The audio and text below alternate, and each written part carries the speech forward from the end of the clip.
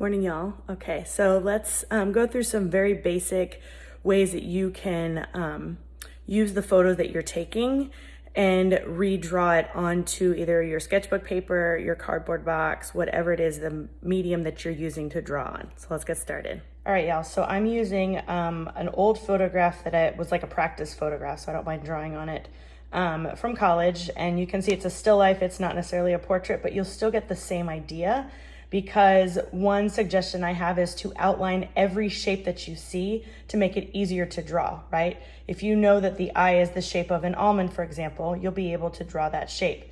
If I look here and if I trace my coins that are laying here, right? Okay, I've got an oval. I'm gonna color it in. You don't have to color it in. The reason I'm coloring it in is because mine is not gonna bleed through the paper, okay? But if you draw on regular paper, oops, sorry, and you flip it over, okay, especially if you hold it up to the light, you can see that line bleeding through, which will help you identify the shapes that you need to draw and make it easier to draw on your pieces, okay?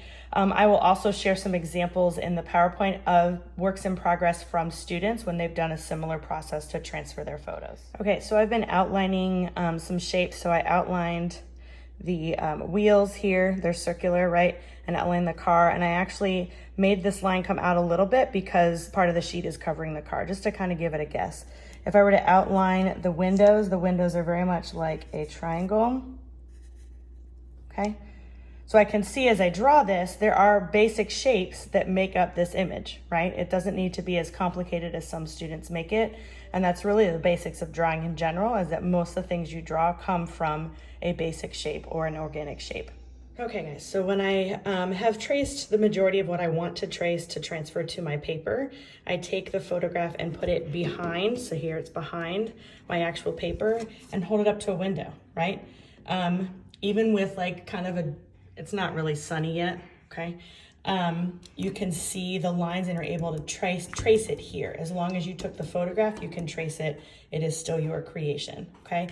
You could potentially, if you don't have a window you can use, or you need to transfer it in other ways, like I mentioned, make sure you're outlining the basic shapes and redraw them, okay? If you'd rather just draw straight from the photo and not trace anything, by all means. I want you to do what's best for you. I just want to give you ways to have an option so you can feel successful. One other thing that you can do, so I have a crayon here, preferably like a darker color. If you don't want to use the window, you can flip your image over. Just make sure I know where it is, okay? And I'm just gonna color with, I know it's not really in focus, right?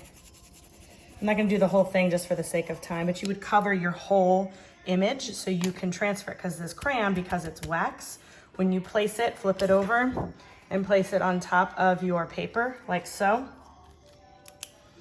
Hopefully I put the crayon in the right place, right?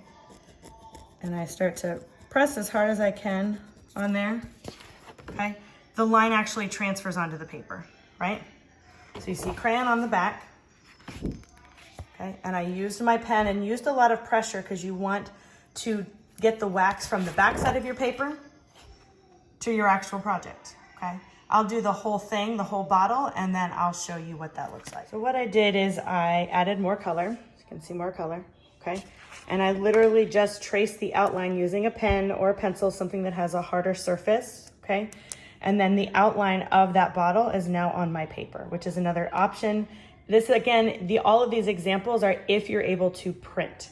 If you're not able to print, then you will open up a digital program that I will show you guys on the computer here in just a minute, okay? Again, giving you options to work with what you have,